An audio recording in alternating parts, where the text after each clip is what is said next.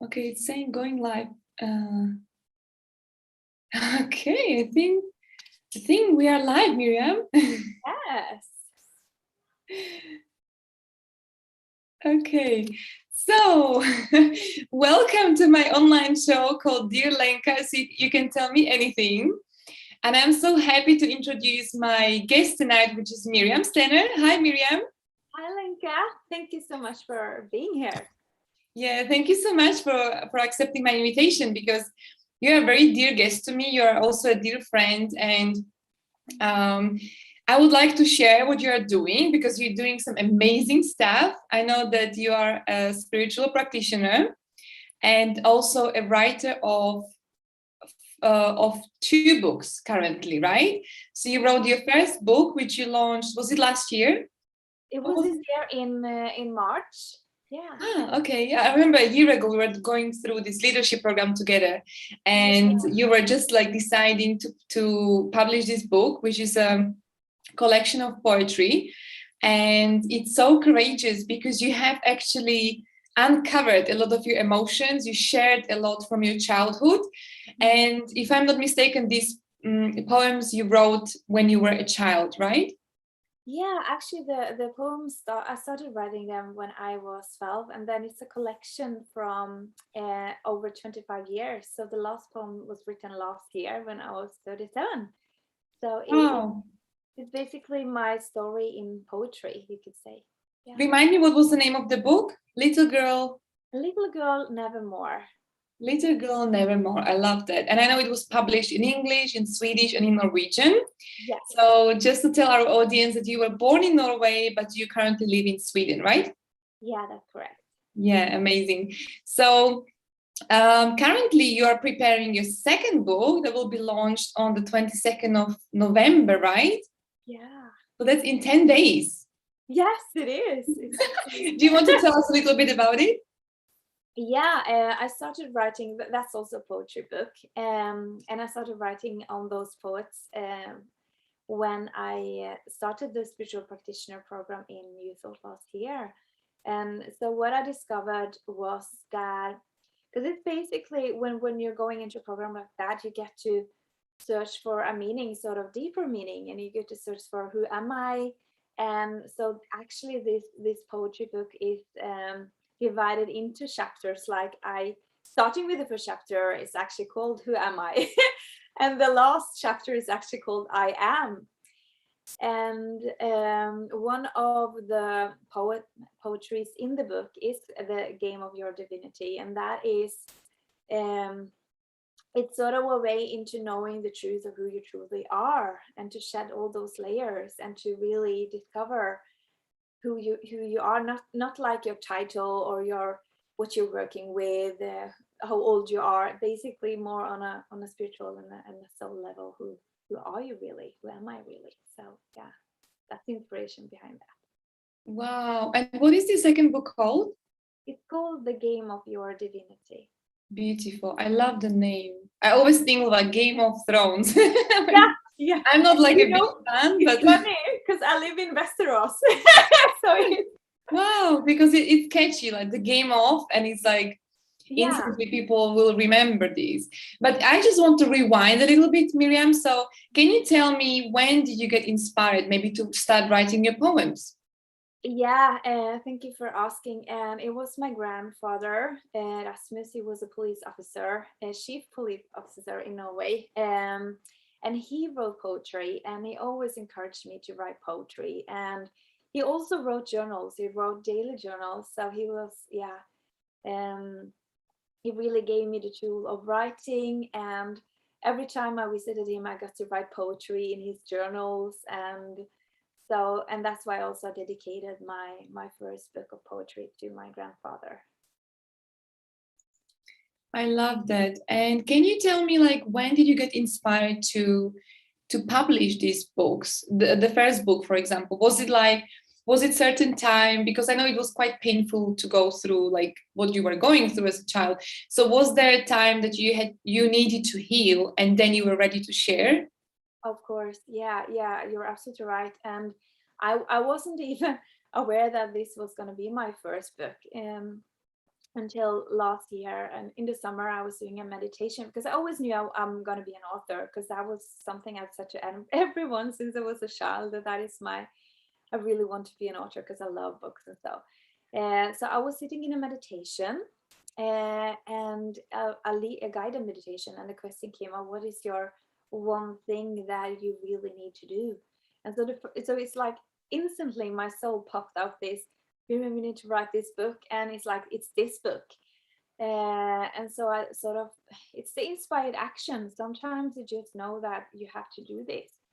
So I knew that I had to collect poetry back from because this is a book about being sexually abused as a child. So the first one was when I was 12 years old. So I knew that I had to go back. So I found my journal from when I was 12. And so the first poetry is based on what I wrote in that journal the same day that I was abused. And then the last poetry is written last year when I've done all this healing journey. When because I've been I've been trying different things in order to heal. Yeah. Yeah, and that is also in a way to even show people that it is also possible to take a trauma and make it into a triumph. And that's also what I want to inspire people with this book, that it's possible to go through the darkness and come out as a light in a way. So yeah.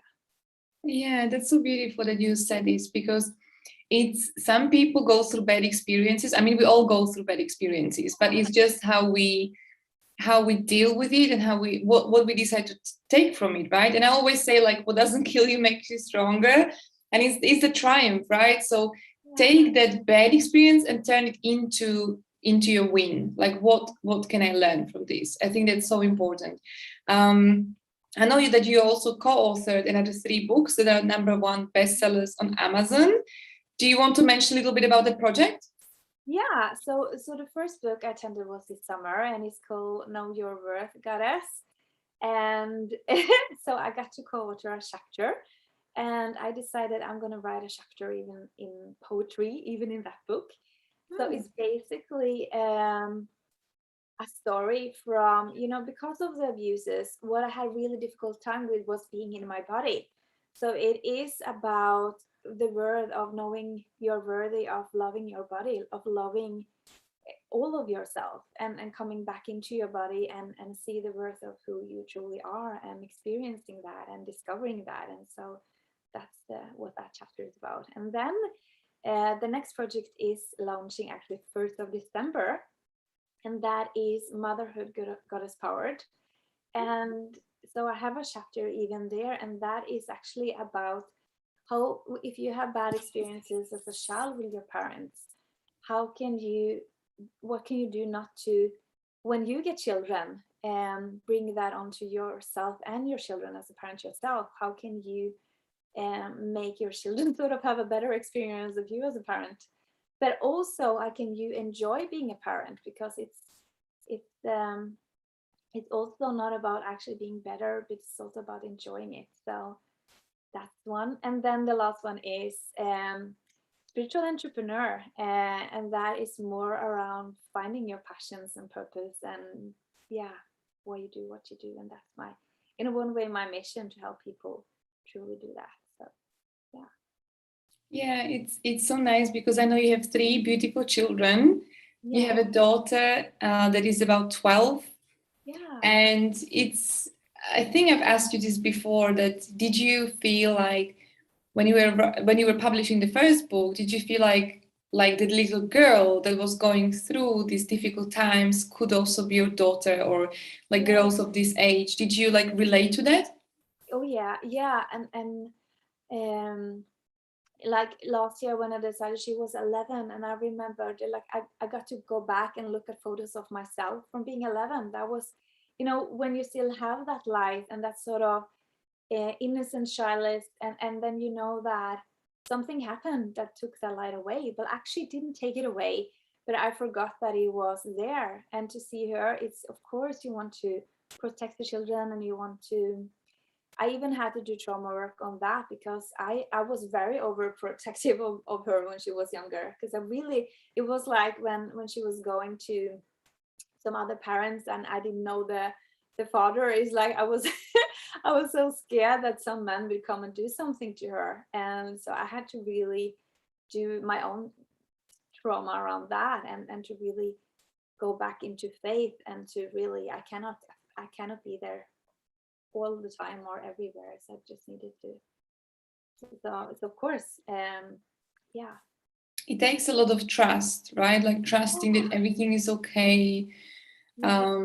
I can't even imagine like what you were going through as a child when you mentioned abuse. Like it's terrible thing, and I'm so glad that you were able to turn it into your strength Yeah. and inspire the whole world, you know, because anyone who purchases your book, I think they will get so much value from it. So I just want to honor you for being brave and sharing this with the world. And if you guys want to find Miriam Stenner's book, you will find it on Amazon. You just need to find her name, Miriam Stener, and all the books will pop up. So you've become a very successful author. I was kind of at the beginning of your journey when we met. You were at the beginning, Yeah. and we did a spiritual leadership course together. It was great. We've learned so much. And you're also like a practitioner of New Thought, and you're an expert on 4 elements, Yeah. which I'm preparing a workshop on, like 4 elements, actually 5 elements, and how to balance them in the best possible way, and especially in the area of abundance, relationships, freedom, and like positive mindset. So I'm sure I'm going to see you there. And I'll be so honored. Now let's talk about your launch today. So today is the 12th of November 2021, and you've launched your Divine Dance Club. So tell us about this. Like, are you going to be dancing there, or what is happening there? Yeah, it's funny. I know you're a Zumba instructor as well. Yeah, I'm a Zumba instructor as well, and some people think it is a dance, and it is, and it is not. Um, but it's about that, I truly believe that all of us have this music inside of us, some passion, something that we long for, something that we really are meant to do. And I read a quote, I still can't remember who said it, that a lot of people die with the music still inside of them. And that really touched me so much. It's like a pain that if I can do anything to help those women and men that have this music inside of them to really truly step up and go out there and go into that, you can call it the divine dance floor, because it's in the metaphor of you're dancing your dance, your music, your melody. And it's like in the world universe, it's a uni and it's a verse, it's like a song of its own. So with the Divine Dance Club, that is conscious conversations with women. In season 1, it will be women, but in season 2, I'll bringing in the men as well, with women who listen to that music and decided to dance. So it is all about the deeper conversations, and why people really truly decided to follow that passion, because I think that's what I want to contribute on. And it's Friday, and I always love dancing on Friday. So yeah. I was going to ask, because you mentioned that your podcast comes out on Fridays. Yeah. So what's the reason behind it? Yeah. I used to post when I was starting Reels. I loved posting dancing videos on Fridays with the Friday. and then yeah, for me, Friday is like the dance day number 1. I can dance any days, but it's and also I truly believe that movement of the body is really good for you, and dancing, you can do it every emotions, you can really express your emotions through dancing. So yeah, I love that. So so now the podcast is available. Like, tell us where people can find you.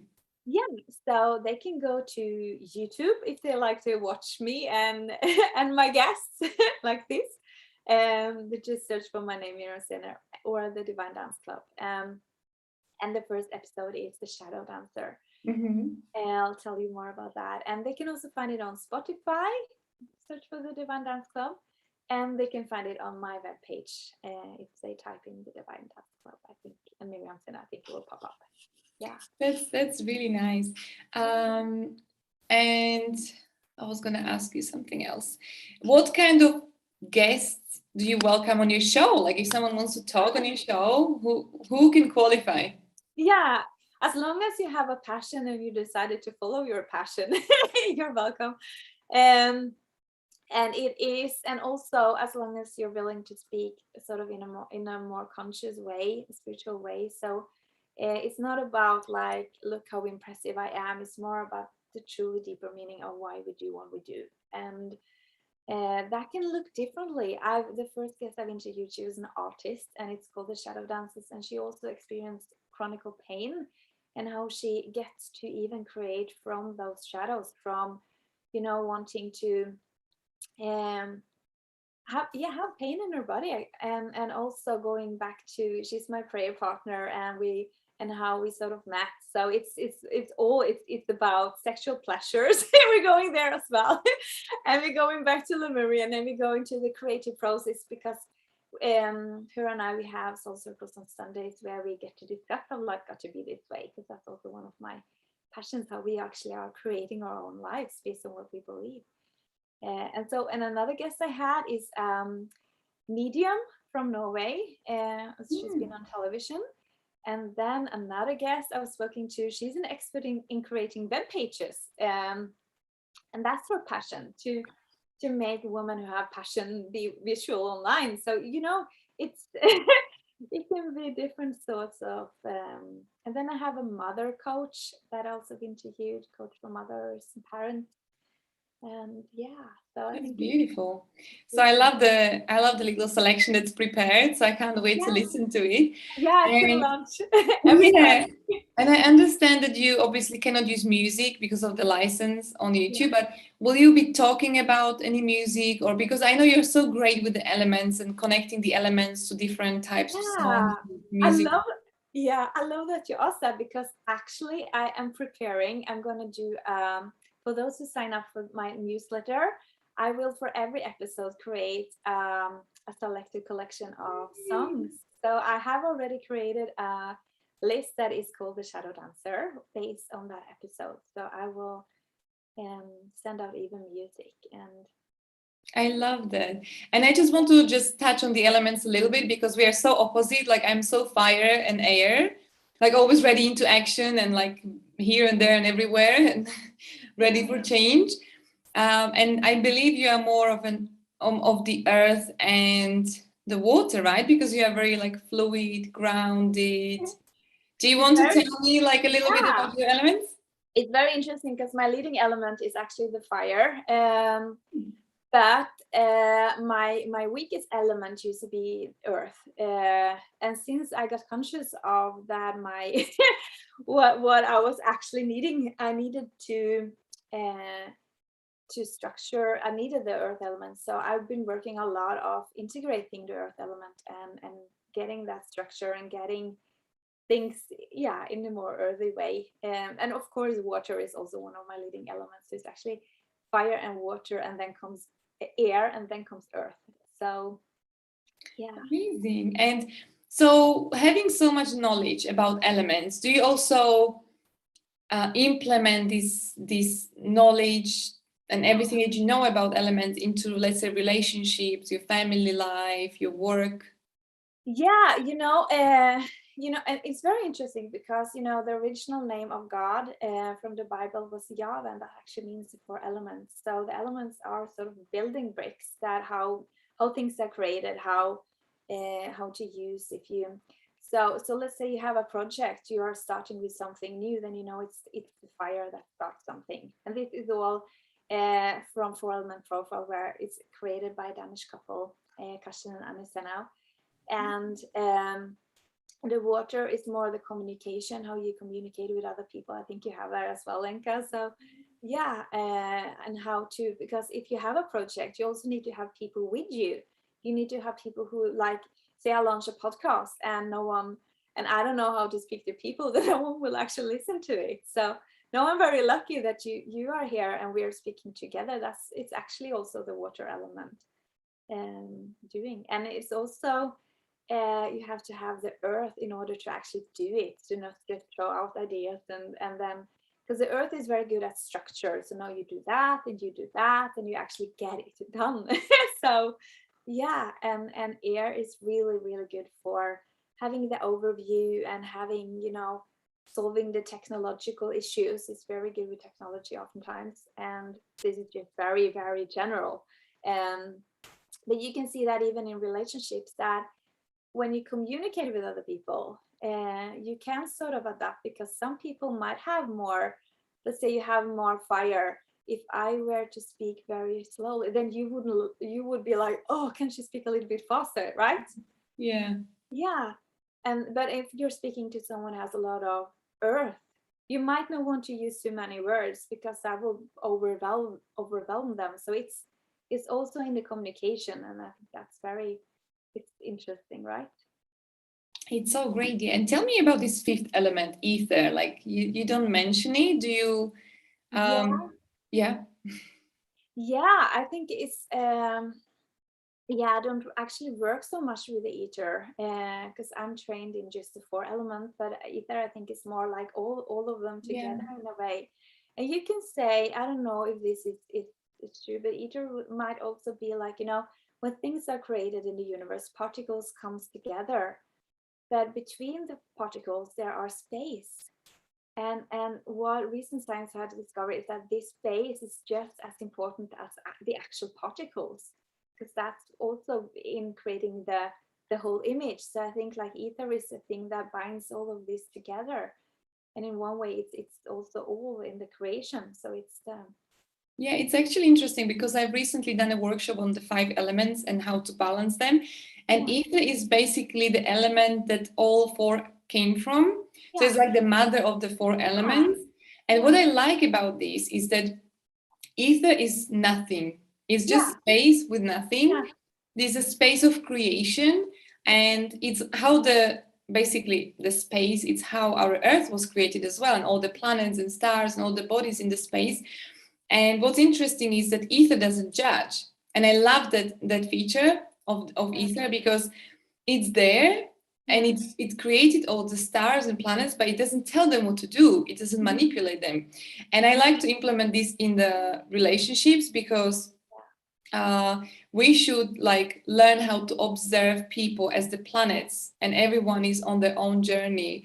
And I think it's just so beautiful, like not to judge, just be there as the observer. And I love that. Yeah, it's like with a creative expression, that things are created based on what you believe, and in the subconscious mind it just says yes. It doesn't put meaning on it. It doesn't put meaning on this is good or this is bad. It just does. It just creates, right? So yeah, actually another element that doesn't judge so much, that is the air element. That one is also very good at, but it can also manipulate, and that doesn't need to do. But the air, when the air is in balance, it is also very good at. Yeah, the air is a lot of like transformation, change. Yeah. So it's a very interesting field, actually, area to get your hands on, because it's so practical as well. And a lot of it, like ether is something that we cannot touch really, but earth is like so physical. Water, fire, we cannot touch, but we can see it with our eyes. So I just love the topic of elements. And just one question on this: do you think we can implement or balance these elements in a way that we can be more wealthy, more abundant? Yes and no. I think it all depends on what you believe, because like say when I work in New Thought, where we learn that is actually that you create based on what you believe, and so and if you have in your subconscious mind some beliefs that you really truly do not believe that you're worthy of money, because this all comes down to worth, and the value, and money is actually just an exchange of energy. So it's all based on your worth. So what I have seen when working with self-worth, and that can be done in different ways. I do believe you can do balancing of the elements in the way that, but it's truly, first of all, you have to believe it, and then the elements are more the building blocks who creates it together then afterwards. And so for instance, fire, that's the truth. So it's what is your truth, and the spiritual truth. So if you truly believe and you have the fire on it, you can sparkle and set something in motion. And then comes to the water, and that's your emotions. And if you in your emotions have things in your subconscious mind, feelings that not being worthy, whatever, then then it will stop the process. Sorry to say. Yeah.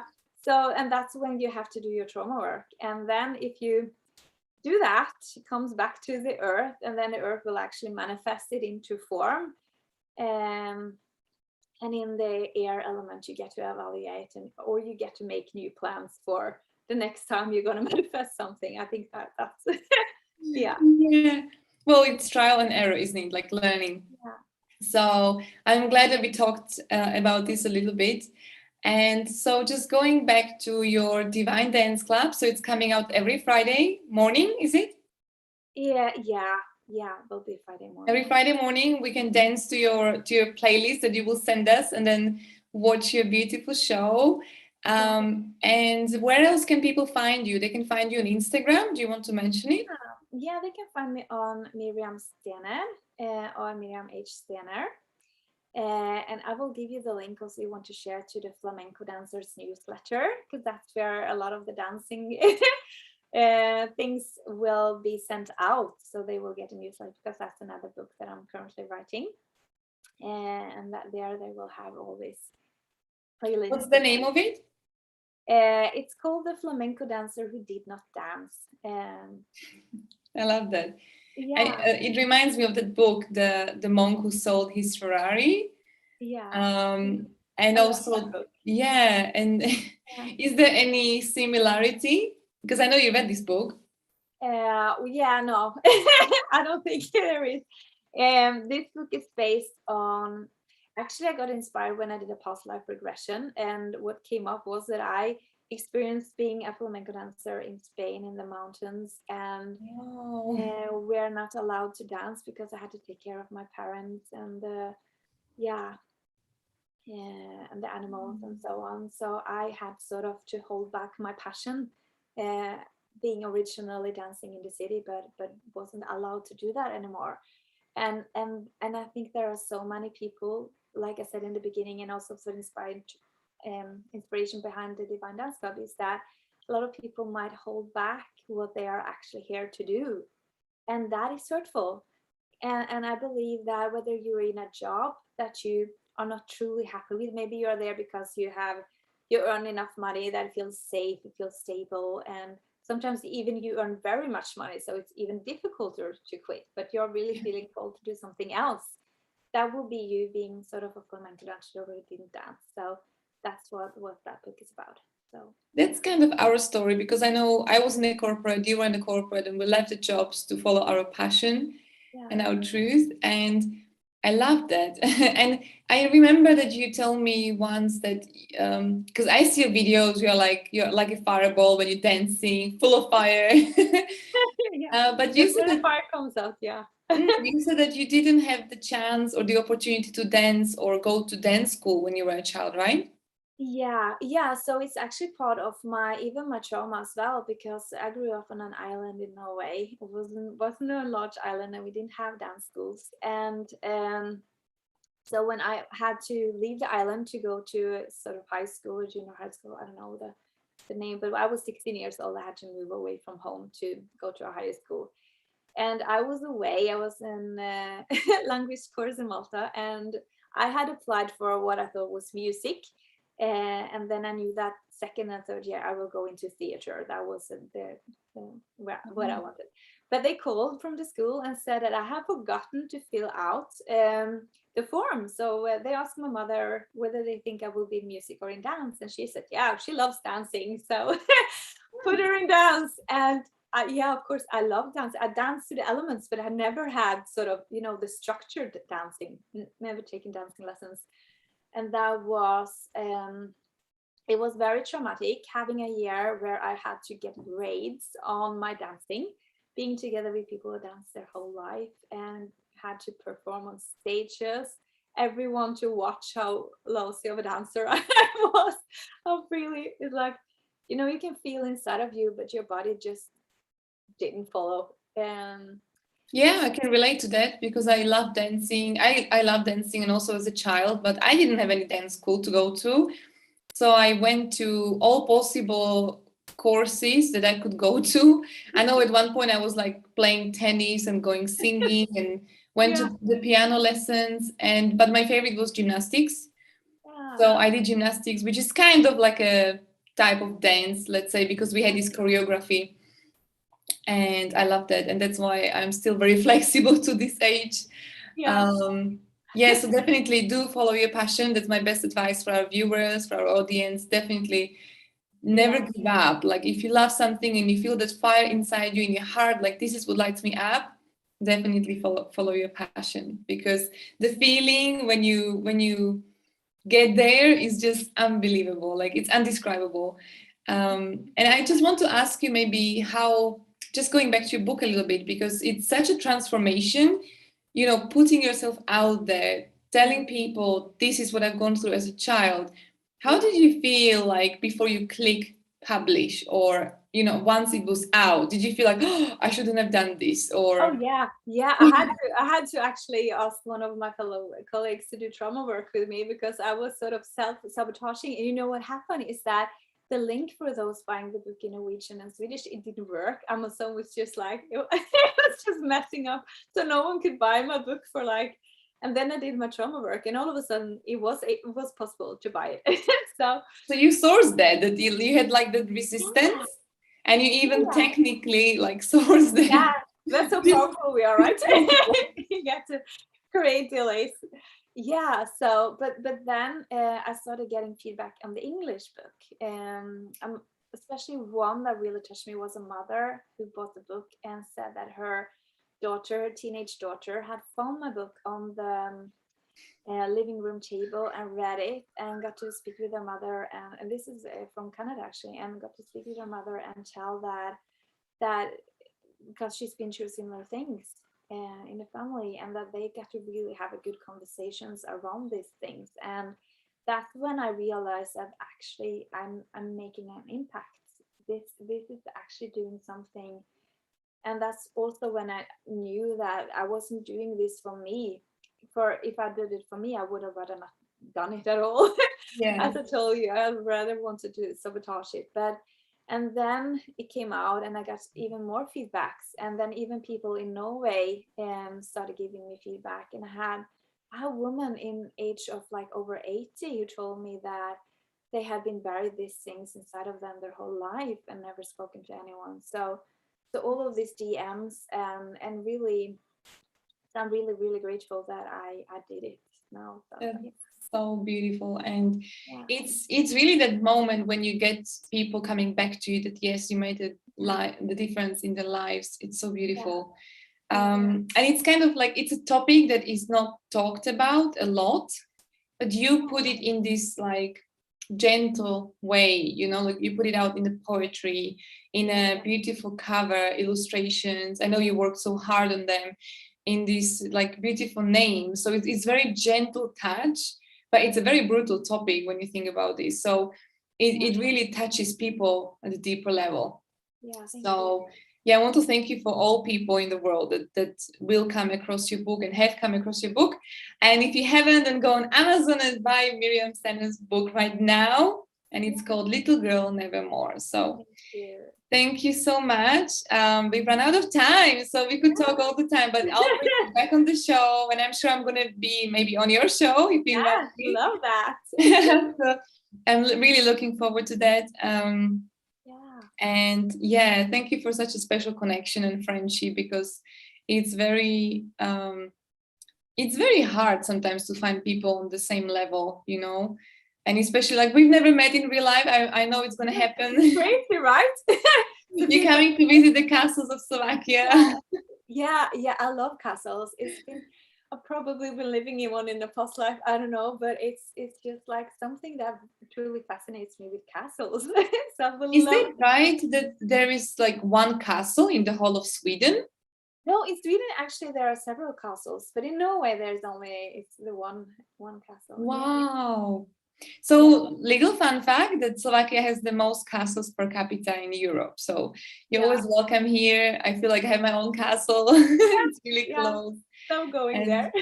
yeah, I told you some crazy stories, right? With my father, Yeah. who was almost like living or working in the castle.